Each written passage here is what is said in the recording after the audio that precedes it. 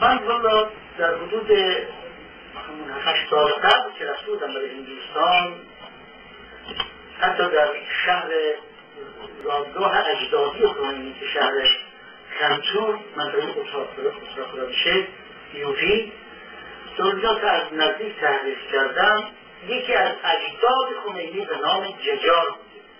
به این کلمه ججار اسم اسلامی نیست، به این صادقه ایست داره که این خاندان از اول مسلمان نبود، اما بعدها به وسیله ایادی مرموزی که پدر خمینی یا جد خمینی نمیدونم در کنسولگری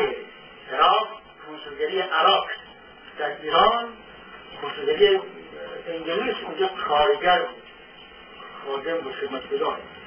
بعد اینها موندن اونجا و همونطوری که البته خاطر شما مستحضره، سیک های هندی یک خاطر های بسرشون میدن میپیچند، بعضا سفید، بعضا سیاه، بعضا زرد، سرخ. وارش هم باید این جد خمینی اول با هم خاطر سیاهی که سیک ها میدن آمده باشه اونجا که در ایران به خیال این که شهاداتن آنها گفتن که این در خاندان مونده و حتی خمینی مرحوم امضاهایی از خود به جا گذاشته. اوائل امضا میکرد روح الله المستفدی الهندی. این امضا خمینی هنوزم هست، اما مستفدی به عنوانی که پدرش مصطفی بوده خودش رو مسلمان به پدر میکرد، مستفدی به هندی هم هندی اصل بوده. بعدها که امضا میکرد میگفت خمینی یا موسوی، روح الله موسوی یا خمینی. حالا این موسوی بعد از کجا آمد، پسندی برای اسم خمینی شد، این دیگه باید الان حتی الان در حال حاضر هم مثلی که پسندیده زنده از اون بخواهند تا اون تشریح کنید که این هم کجا موسوی بعد آمده تا نسبی برای او از گراه هاشمی باشه.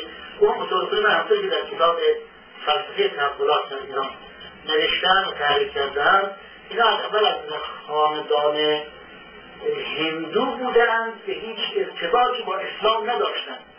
حالا بعدها مسلمان شدن ما حق نداریم، اما این مطلب ثابت میکنه که اینا از خاندان هاشمی نیستن که به اصطلاح شیعه سید باشند. اگر مسائل دیگری هم لازم باشه کسانی که بخوام بدونن اون کتاب رو بخونن و امیدوار میکنم شما حد کافی مطالب رسال کشته شدن نظر اسلام.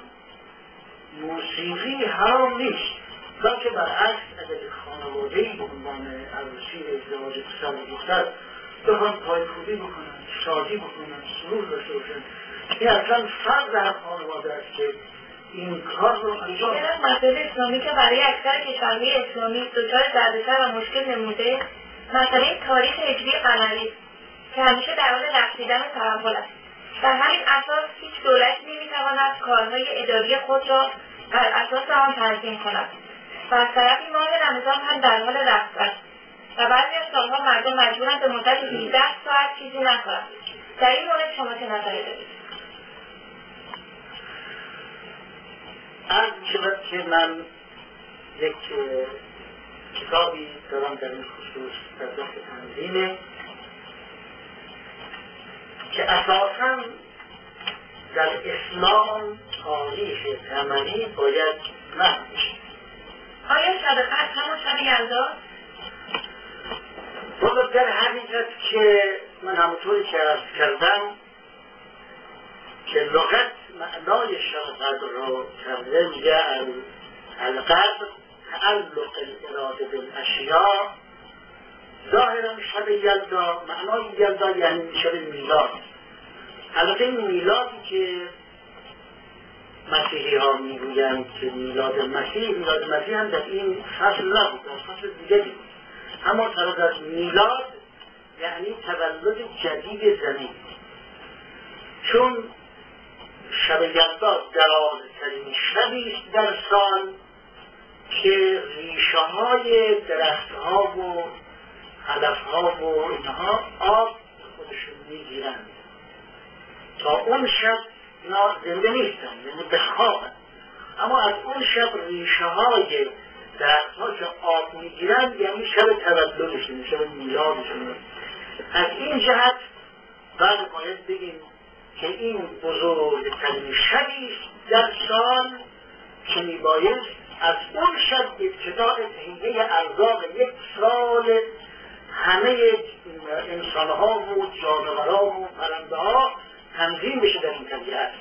وقتی که اینجور ما ببینیم ولی باید بهترین شب در سال همین شب باشه.